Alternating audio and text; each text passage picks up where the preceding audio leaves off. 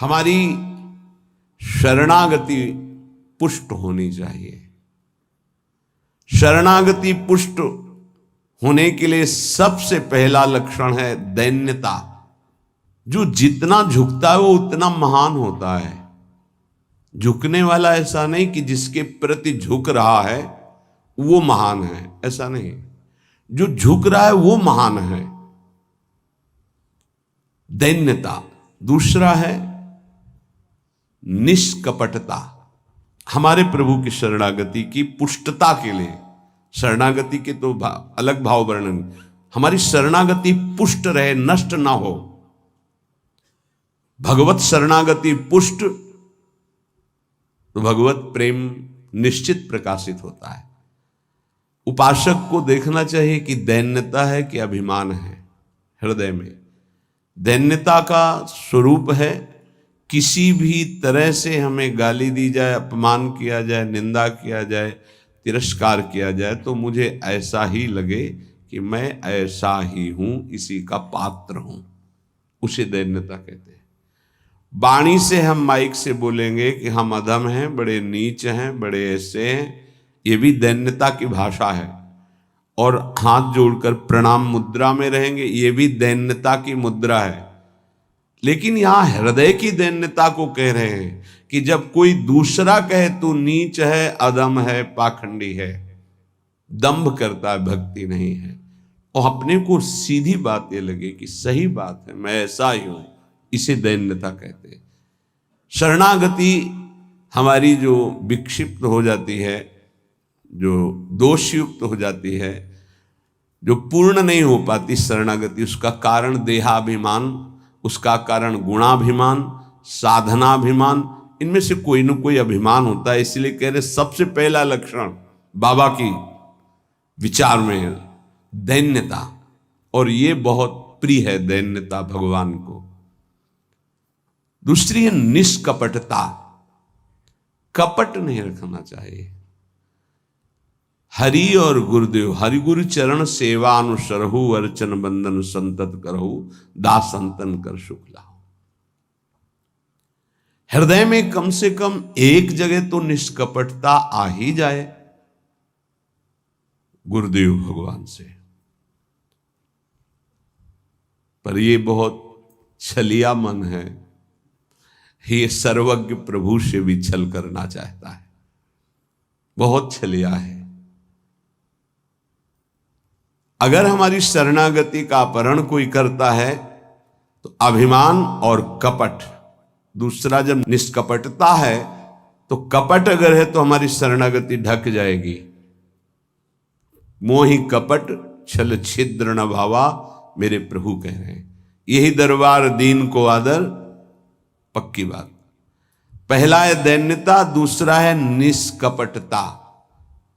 शरणागत उपासक के हृदय में कपट नहीं। कपट का मतलब होता है कि मुख से कुछ और बोल रहे हैं और हृदय में कुछ और है। ये कपट प्रायः अपने लोग बहुत अच्छी तरह हृदय में सजा के रखते हैं, इसीलिए शरणागति पुष्ट नहीं होती। निष्कपटता, जैसे का वैसा, बिल्कुल गुरु के सामने, प्रभु के सामने, उसमें। तीसरा सत्यता। वाणी में सत्य, हृदय में सत्य, आचरण में सत्य, सत्य धर्मयुक्त। असत्य संपूर्ण संसार के भोग और संबंध है। किसी भी संबंध और भोग में प्रियता है तो शरणागति का अपहरण हो जाएगा। सत्य श्री भगवान, नाम, धाम, लीला, रूप, प्रेमी जन, इसके अलावा सब मिथ्या। जितना कुछ देख रहे हो परिणाम देखा जाता है, परिणाम में सब झूठा। चौथा सर्व समर्पण। सर्व शब्द लगा हुआ है, तन मन प्राण एक एक वृत्ति केवल अपने शरण की तरफ। यहां सर्व समर्पण नहीं होता, समर्पण होता है पर सर्व समर्पण नहीं होता। सर्व समर्पण कुछ हमारी पर्सनल वृत्तियां हैं, कुछ हमारी शर्तें हैं, कुछ हमारा है, तो सर्व समर्पण नहीं। सर्व समर्पण दशरथ जी महाराज के श्रीमुख के वचन, नाथ सकल संपदा तुम्हारी, मैं सेवक समेत सुत नारी, सर्वस्व आपका प्रभु। जहां कहीं शरणागति पुष्ट पाई गई तो सर्व समर्पण वाले की, वो चाहे राजा ही क्यों न हो, महाराज शिवाजी, वीर शिवाजी, समर्थ गुरु रामदास जी, सर्व समर्पण, पीपा जी सर्व समर्पण। कैसा शरणागति पुष्टता का ये लक्षण, सर्व समर्पण। पीपा जी महाराज राजभाव में अपने सब राजवैभव के साथ गुरुदेव श्री रामानंदाचार्य जी के, तो वहां तो पार्षद खड़े रहते थे, सहज में ऐसे थोड़ी मिल सकते हैं आप जाके। प्रार्थना की, कह दो कि महाराज पीपा जी आए हैं और स्वामी जी के चरणों के दर्शन करना चाहते हैं, जाके सूचना दी, वहां जाके कह दो कि हाँ राजा महाराजाओं की कोई आवश्यकता नहीं। स्वामी जी साक्षात भगवान का स्वरूप रामानंदाचार्य जी आए और उनका महाराज का आदेश है कि हाँ किसी राजा महाराजा की जरूरत नहीं। तो उनको लगा मेरे से कोई गलती हो गई। अच्छा, समस्त राज सैनिकों को, राज पोशाक को, सब, और एक साधारण को कहा कह दीजिए कि नीच पीपा दर्शन करना चाहता है श्री चरणों के। अधम पीपा स्वामी जी से कहा, स्वामी जी ने कहा कह दो यहां खड़े खड़े क्या करता है, और समीप में कुआं है वहां गिर जाए। आए और कहा आदेश है स्वामी जी का, वो समीप में कुआं है वहां आप जाकर के गिर जाइए कुएं में, जो आज्ञा। स्वामी जी बिल्कुल नजदीक पहुंच रहे कुएं के, स्वामी जी बिल्कुल अब पहुंच गए हैं, अगला कदम रोक दो, रुक जाओ, वापस आ जाओ। स्वामी जी निकल के आए, दर्शन दिया, जाओ हम स्वयं आएंगे तुम्हारे नगर में, फिर तुम्हें मंत्र और विरक्तता सब प्रदान कर। महापुरुष बना दिया। पीपा जी का पावन चरित्र है, सर्व समर्पण, प्राण समर्पित है, कुएं में गिर जा, मतलब तन प्राण सर्व। पहले में राज धन वैभव, बड़ा शरणागति का महामहिम स्वरूप है। ये समर्पणता तो हम दिखाते हैं, लेकिन सर्व समर्पणता नहीं। कुछ अपना है, कुछ आपकी बात मान लेते हैं, इसीलिए वो खिचड़ी बनी रहती, शरणागति नहीं हो पाती। जब उपासक के हृदय में अपना अस्तित्व रहता है तो उसको भक्ति नौटंकी नाटक नजर आती है। अपनी वासना की पूर्ति, अपनी इच्छा की पूर्ति के लिए वो भगवान की उपासना को नाटक समझने लगता है।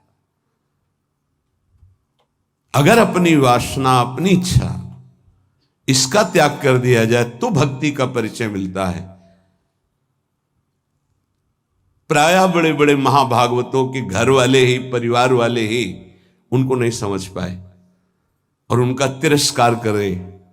इस बात के लिए वो जैसा चाहते हैं वैसा आप चलिए, उनको जितना पसंद है आप कीजिए। जैसे कुछ भक्तों को कि हमको पूरी रज लगाना पसंद नहीं, बस हल्का सा तिलक लगा लीजिए, क्योंकि आपने गुरुमंत्र लिया इसलिए तिलक लगा लीजिए। ये जरूरी है पूरा मुंह में थोपना, क्योंकि तुम्हारी दृष्टि नहीं है ना, तुम रज पसंद नहीं करते, गाल गोरे पसंद करते हो। ये पसंद कर, ये चमड़ी कब तक रहेगी, नष्ट हो जाएगी, न तुम्हारी रहेगी ना जिसकी देख रहे हो उसकी रहेगी। पतन हो जाएगा। जिन जिन भक्तों का विरोध किया उनका पतन हो गया। ये सर्व समर्पणता भक्ति में जब साधक चलेगा तो अपने आप आ जाएगा, उसको किसी की कोई परवाह नहीं रहती। अपनी भक्ति में कहीं आंच नहीं आने देगा। जीवन की बाजी लगा दी है, अनंत जन्मों से बिगड़ी बात को बनाने चले हैं। तो हम ये देखते हैं कि देवता परिवार वालों की बुद्धि में बैठ करके उसको शरणागति से भ्रष्ट करना चाहते हैं। बस जैसा हम कहें वैसा तुम्हें चलना है। अब भी तुम अपना अधिकार रखते हो, भगवान की कृपा मनाओ कि अभी तुमको कुछ मान रहे हैं इसलिए सुन रहे हैं वो भक्तजन, और ना माने केवल प्रभु को माने तो रत्नावती जी ने मूड मुड़ा लिया, खिलाफत में बैठ गई उनकी आज्ञा के खिलाफ। राजन्नाज से त्यागती हूं, इस महल में प्रवेश नहीं करूंगी, केवल श्री भगवान का आश्रय लेकर संतों के बीच में रहूंगी। जो बिगाड़ना है बिगाड़ लीजिए। आखिरकार साष्टांग दंडवत और चरणों में गिरना पड़ा पूरे चरित्र के बाद। तो बहादुरी तो तुम्हारी इसी बात की है कि अपने प्रभु के चरणारविंद में आपने अपने अपनापन का दान कर दिया। अब प्रश्न नहीं खड़ा होता, तुम साधना का स्वरूप क्या जानते हो? अरे चित्त प्रभु में लगा है, पूरा दिन हो गया उठे ही नहीं आसन से। भगवदाकार वृत्ति है आसपास सब। बड़े सिद्ध महापुरुष की बात कह रहे हैं, पूज्य श्री श्रीधर बाबा। इतनी रज होगी पूरे सिंहासन में, इतनी ऊंचाई से, क्योंकि परिक्रमा नजदीक कालीधे के। अब उनको शरीर की शुद्ध नहीं तो कब वो रज पूछे। मच्छरदानी लगी थी, मच्छर क्या पूरा हाथ चला जाए, और 10-5 छिपकली उस मच्छरदानी में चिपकी रहती थी। बस ऐसे घुस गए अंदर, बस पूरा कमरा कहीं जाला, कहीं ये कहीं वो। जब बाबा इसे साफ, अरे नहीं भाई चलो तुम बाहर ऐसे रहने।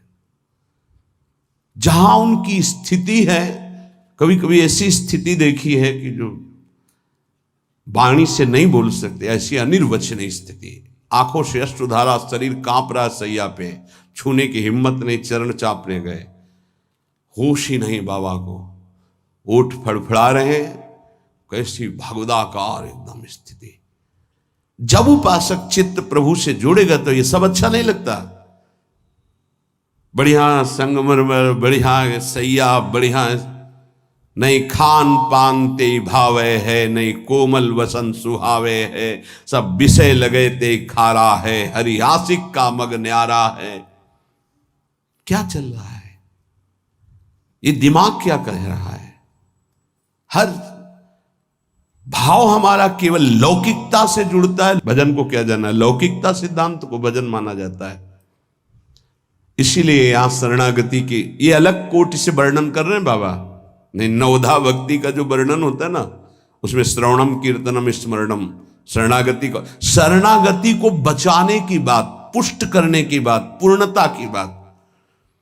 5वां सर्वाधारता। कोई भी हो, सबका आधार भक्त बन जाता है, घोर विषयी को भी रास्ता दे देता है। चलो ऐसे चलो भगवान के मार्ग में। सच्ची कहते हैं, कोई अगर भक्तों के हृदय को जान जाए तो लूट ले, माला माल हो जाए, पर वो भगवान ऐसी सीमा रखते हैं कि तुम जान ही नहीं सकते हो। जैसे कोई फिसल के गिर गया है तो आप खड़े होके नहीं उठा सकते हो, फिसल के गिरने वाले की गिरने की स्थिति में पहुंचना पड़ा। वैसे ही झुक के, वैसे ही गिर के, फिर उसे उठा करके फिर खड़ा किया गया। जितनी स्थिति में वो गिरा हुआ उसी स्थिति में पहुंचकर उठा। उसको क्या जरूरत है झुकने की? जिसने अपने जीवन में कभी भोगों को, विषयों को, संसार को, गृहस्थ को स्वीकार ही नहीं किया, वो तुम्हारे बीच में घुसकर तुम्हें पकड़कर जहां तुम हो वैसी स्थिति से उठाकर ऊपर खड़ा कर रहा है। अगर तुम सही उपासक होते तो दृष्टि मात्र से तुम्हारा उद्धार हो जाता, लेकिन तुम उस बात को नहीं समझते हो। इसलिए ये सब व्यवहार अपनी स्थिति से उतरकर और झुककर तुम्हारे समान बनकर तुमको उठाया जाता है। सर्वाधारता, उस नहीं समझ पाओगे, नहीं समझ पाओगे। काम से, स्नेह से, भय से, क्रोध से, द्वेष से, किसी भी तरह से वो जुड़ जाए केवल तुम्हारी वृत्ति उनसे, वो संभाल करके उठा करके सच्चिदानंद में जोड़ देंगे। चाहे भगवान से जुड़े या भगवत प्राप्त महात्मा से, भगवत प्रेमी से जुड़े, वहीं पहुंचा देंगे। नंग धड़ंग शराब पिए हुए गंगा जी में खड़े हैं, उपद्रव कर रहे हैं। नारद जी महाराज के सामने अभद्र स्वरूप में खड़े। ये पशुता तुम्हारे अंदर केवल धन वैभव के अभिमान से आई है। तुम कुबेर के पुत्र हो, ये हालत तुम्हारी। जाओ, मैं तुम्हें शाप देता हूं, तुम वृक्ष योनि को प्राप्त हो जाओ।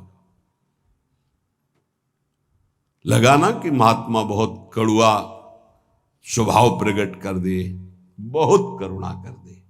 हालत क्या थी, पहुंचा कहां दिया। वृक्ष तो बनो पर नंदालय के, जाओ तुम्हें सच्चिदानंद भगवान का दर्शन, संभाषण और स्पर्श प्राप्त हो, जो बड़ी बड़ी साधनाओं से नहीं प्राप्त होता। और नारद जी ने शाप दे के प्राप्त करा दिया। दामोदर गोविंद भगवान के उदर में बंधा हुआ उखल है, घसीटते हुए वहां जाते हैं, यमलार्जुन के बीच में फंसा देते हैं, मारते हैं अखिल शक्तियों के स्वामी। जरा सा झटका, उखड़ कर दोनों वृक्ष गिर जाते हैं। उनसे दिव्य रूप धारण करके यही प्रकट होते हैं जो यमलार्जुन बने हुए थे। नलकुबर मणिग्रीव शायद ऐसा नाम है। भगवान का दर्शन, संभाषण, स्पर्श, साप दे दिया तो ये प्राप्त हुआ। विचार करके देखो, समझ में नहीं आता। जीव को ये समझ में नहीं आता कि हमारे ऊपर कितनी कृपा है। सर्वाधारता, इस शरणागति की पुष्टता का लक्षण है। वो सबका आधार बन जाता है। जैसे हमारी सबकी आधार भूमि है, ऐसे वो भक्त बन जाता है। रखो मेरे ऊपर पैर, निकल जाओ भगवान की गोद में जाओ। वो इस उदारता को, इस कृपा को इस साधारण जन नहीं जानते, अवहेलना करते हैं। एक एक वृत्ति तुम्हारी संभालने के लिए हमारी श्री जी की भक्ति तैयार है। एक एक वृत्ति को तुम्हें रोना नहीं आया कि हमारे ऊपर कितनी कृपा है। बहुत कृपालु शरणागत जन होते श्री जी के। जैसे श्री जी का स्वभाव तो वही अंश में उतरता है उनके जनों में। सर्वाधारता, सबके लिए आधार भूमि बनने के लिए तैयार है। छठवां, पूर्ण विश्वास अपने इष्ट पर।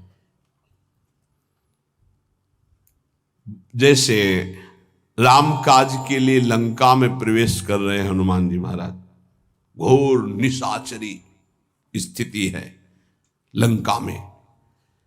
अब एक महाभागवत तो बहुत, जे भी प्रवेश कर रहे हैं तो पहले श्री राम जी का स्मरण करके अपने हृदय में भगवान को देखकर हृदय में स्मृति बसा के प्रवेश करते हैं।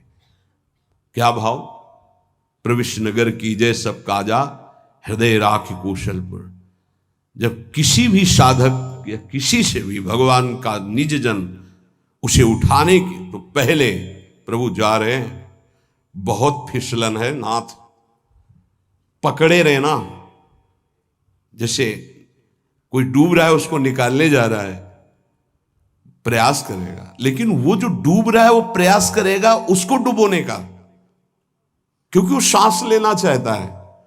ऐसे जो काम में डूब रहा है, क्रोध में डूब रहा है, मोह में डूब रहा है, नाना प्रकार के भोगों में डूब रहा है, उसको निकालने के लिए जाओगे, वो पहले तुम्हें उसमें डुबोने की कोशिश करेगा। तुम्हारे अंदर काम, तुम्हारे अंदर क्रोध, तुम्हारे अंदर लोभ, क्योंकि उसी वृत्ति से वो अपना भाव स्वीकार करेगा।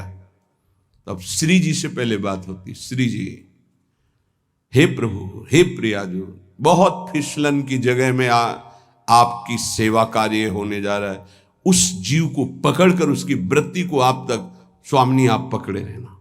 आप ऐसे पकड़ो, हम ऐसे पकड़ते हैं, तब हो सकता। अगर आपने छोड़ दिया तो बहुत फिसलन में है, गिरने की संभावना है। पूर्ण विश्वास, दृढ़, मेरी स्वामिनी इसका मंगल करके रहेंगी। सातवां, सर्वाराध्यता। ऐसा भाषण, ऐसी चेष्टा, ऐसा व्यवहार कि वो सबके द्वारा पूजनीय बन जाए। इस शरणागति का सातवां लक्षण, सर्वाराध्यता। उपासक का ऐसा स्वभाव, ऐसा व्यवहार मृदुता कि सब उसकी आज्ञा का पालन करने लगे। ऐसी इस शरणागति की पूर्णता का स्वरूप सर्वाराध्यता। हंस बोले बहुमान दे, सर्वाराध्यता ये उनका गुण होता है। नहीं नहीं कोई बात नहीं, आप ऐसा शांत हो जाइए, आप कोई बात नहीं, बहुत सावधान। शरणागति कोई खिलवाड़ नहीं, और शरणागति हो गई तो सब पूर्ण हो गया। अखिल लोक चूड़ामणि भगवान शरणागत के अधीन हो जाते, अहम भक्त पराधीन हो। आठवां है अनन्यता। अपने इष्ट की, कल एक उपासक की परीक्षा का समय आता है, छमाही सालाना चर्चा हो, उसका शब्द था कि शरीर छोड़ना मेरे लिए सहज है, लेकिन उपासना के विषय में एक भी शब्द में किसी से भी, चाहे वो रिश्ता हो, संबंध हो, स्वीकार नहीं कर सकते। बहुत देखा, बहुत सुना, बहुत सब। अब उपासना के विषय में अगर मेरी उपासना में कोई बाधा पड़ेगी तो मैं सब कुछ छोड़ सकता हूं। शरीर छोड़ना मेरे लिए सहज, उपासना नहीं। उपासना में अगर कोई नहीं, बस इस बात से उस समय तो नहीं कहा जाता बड़ाई कि हाँ शाबाश, नहीं, ठीक है, ठीक है, अच्छे विचार। और एकांत में जब मनन होता है तो आशीष निकलता है। हाँ ऐसे ही अपने आराध्य देव की अनन्यता पे फर्क नहीं पड़ना चाहिए, इसी से भगवत प्राप्ति होती है। हे 4 दिन के पति पुत्र परिवार के संबंध हैं, अनंत काल का संबंधी मेरा उससे मिलने का अवसर आया है। अब ये सब माने हुए नहीं, जो है उनके लिए है। प्रभु मेरे प्रीतम, मेरे पति, मेरे प्राणनाथ, मेरे जीवन, ये माने हुए हैं। 30 वर्ष पहले तुम जानते भी नहीं थे कि कौन है जिनको तुम पति पुत्र परिवार प्रीतम क्या क्या भाव, और 30 वर्ष बहुत बहुत प्लस और जोड़ लीजिए, इसके बाद खाक में मिल जाएगा तुम्हारा तन और उनका भी तन। ना वो संबंध रहेगा, ना वो परिचय रहेगा। संबंध भी नहीं रहेगा, परिचय भी नहीं रहेगा। तो परिचय जिससे बनाने आए हैं, अब ये जन्म केवल उनके लिए। ऐसा नहीं है कि कोई भक्ति में चले तो रसगुल्ला और रबड़ी यही खाते भक्ति होती, वो एक अलग भक्ति होती है। जैसे आपकी साधना बढ़ेगी तो आपके साथ विरोध शुरू होगा, और अगर विरोध में वही स्थिति रही, एक रस अनन्यता, तो आपकी सिद्धि नहीं। तो क्या बिगाड़ा था देवर विक्रम का? पूरे जीवन भर वो विरोध। क्या बिगाड़ा था नरसिंह मेहता जी ने अपनी भाभी का? जीवन भर भारी विरोध। क्या बिगाड़ा था विभीषण जी ने रावण का? भला ही तो कर सभा में लात मार के भगा दिया। क्या बिगाड़ा था विदुर जी ने धृतराष्ट्र और दुर्योधन का? गांव के बाहर एक अकिंचन की तरह कुटिया बना के नहीं पाना दे। ये बहुत सूक्ष्म विषय। अपने इष्ट की अनन्यता में कोई फर्क जीवन में नहीं आना चाहिए, चाहे जैसी परिस्थिति आ जाए। इष्ट और गुरु संबंध में कोई फर्क नहीं पड़ना चाहिए। बहुत संबंध देखे, हर संबंध का निर्वाह उतना ही करेंगे जितना इष्ट और गुरु के संबंध में बाधा नहीं पड़ेगी। इष्ट और गुरु के संबंध में बाधा पड़ जाए से हर संबंध में आग लग जाए। जाके प्रिय न राम वैदेही, तजिए ताहि कोटि वैरिशम जद्यप परम सनेही। अगर अपने को समझता है कि मेरे द्वारा भरण पोषण होता है, जात से तेरा पानी भी नहीं पिएंगे, देखते हैं शरीर चलता है नहीं। निकल करके हम चौराहे पे बैठ जाते, देखते हैं वो विश्वंभर मुझे रखता है कि नहीं। वो अनंत ब्रह्मांडों का सृजन करने वाला एक क्षण में सब कुछ ठीक कर देगा। क्या चरित्र भक्तों के ऐसे ही मनोरंजन के लिए नहीं पड़े जाते? ये आदर्श है। महाजनों गतेन सपन था। रत्नावती जी के लिए मारने के लिए क्या उपाय नहीं किया माधव सिंह ने। मैं राजा हूं, मेरी ये रानी, और ऐसा उद्दंडता, मुड़ मुड़ा के संतों के बीच में बैठना। सीम की चाप सके को तासु, बड़ रखवार रमापति जासु। भक्ति मार्ग में, भगवत मार्ग में यदि कदम रखा है तो अपने मार्ग नहीं छूटना चाहिए, चाहे प्राण छूट जाए। ये आखिरी बाजी है। ये सब छूटेंगे माने हुए पति पत्नी पुत्र परिवार भाई बंधु। इनका कोई अस्तित्व नहीं है, आज नहीं तो कल ये छूटेंगे ही। लेकिन जिनके लिए जन्म जन्मांतर से भटक रहे उन प्रभु को नहीं। अगर तुम्हारी समझ में आ रही हो तो बात पकड़ लो। तजो पिता प्रहलाद विभीषण बंधु भरत महतारी गुरुबल तजो कंत ब्रज बनितन भे मुद मंगलकारी। स्वयं मंगल नहीं, सबका मंगल करने वाले वो महापुरुष बन गए जिन्होंने भगवान के आश्रय में मेरे कारण मेरे प्रभु श्री राम को 14 वर्ष का वनवास, मेरे को राजगद्दी, जा पापिनी आज से तेरा कभी मुख नहीं देखूंगा और कभी मां नहीं कहूंगा, भरत जी ने कहा। साष्टांग दंडवत पिताश्री कह के प्रहलाद जी बात करते थे हिरण्यकश्यप से। जिस समय भगवान के मार्ग का विरोध किया तो कहा जा आज के बाद कभी पिता नहीं, दैत्यराज, ऐसे संबोधन। 5 वर्ष का बालक।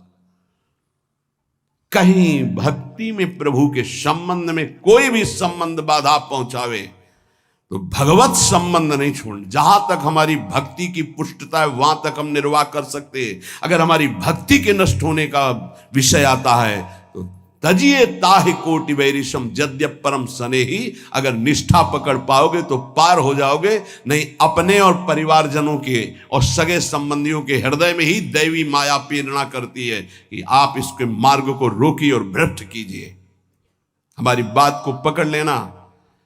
जाके प्रिय न राम वैदेही तजिए ताहि कोटि वैरिशम यद्यप परम स्नेही। हम उतनी अनुकूलता आपको देने के लिए तैयार हैं जितने से हमारी भक्ति सुरक्षित है। और हमारी भक्ति में बाधा पड़ेगी तो हम अपने शरीर को भी बर्दाश्त नहीं करेंगे। फिर आपकी बात क्या है? ये उपासक के हृदय में होना चाहिए। ये अगर आराध्य देव की निष्ठा में ये बात नहीं तो फिर क्या बात है? फिर है ही क्या बात है? फिर तो वास्तविक नाटक हो गया, जीवन नाटक हो गया।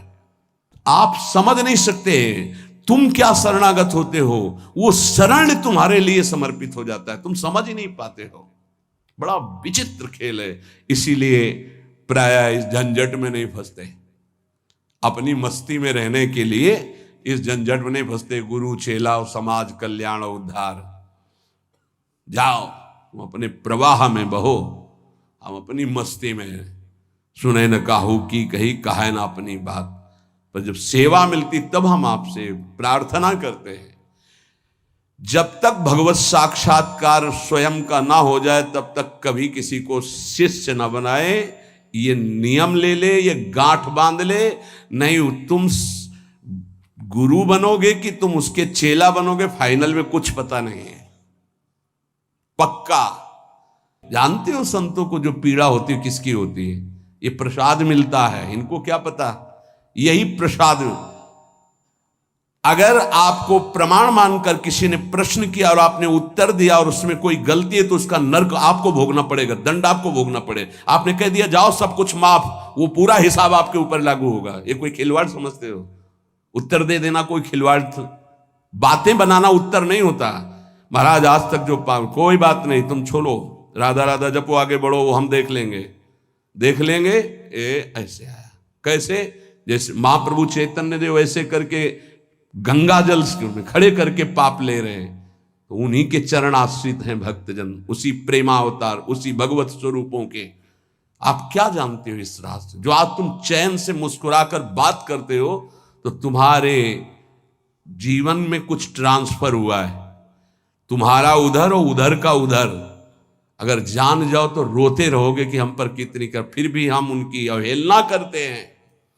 सच्ची कहते हैं कि हमारी बड़ी दुर्दशा है हम लोगों की कि हम ऐसे गुरुजनों का, ऐसे कृपालु आराध्य देव की कृपा की अवहेलना करते हैं। वो कृपा पे कृपा करते जा रहे हैं, हम उनकी अवहेलना पे अवहेलना करते चले जा रहे हैं। वो समेट करके आपको इसी जन्म में भगवत प्राप्ति करना, आप फैलाकर अनेक जन्मों के लिए इतिहास रचना चाहते हैं। बड़ा विचित्र खेल, बहुत विचित्र खेल। इसीलिए जो चतुर सुजान होते हैं वो इस गुरु चेला के संबंध में नहीं फंसते। हमारी सामर्थ्य नहीं प्रभु, किसी और को बनाइए, राधा राधा राधा। पर भगवान की लीला होती है। ये जो सेवा मिलती तो सामर्थ्य देते हैं, उन्हीं का कृपा प्रसाद। पर हम इतना जरूर कहते हैं, जब तक भगवत साक्षात्कार ना हो जाए तब तक किसी को शिष्य ना बनावे। पक्की बात, शिष्य बनाना कोई मजाक नहीं है। हरे शिष्य धम शोक न हरे, सो गुरु घोर नरक मा परे। जैसे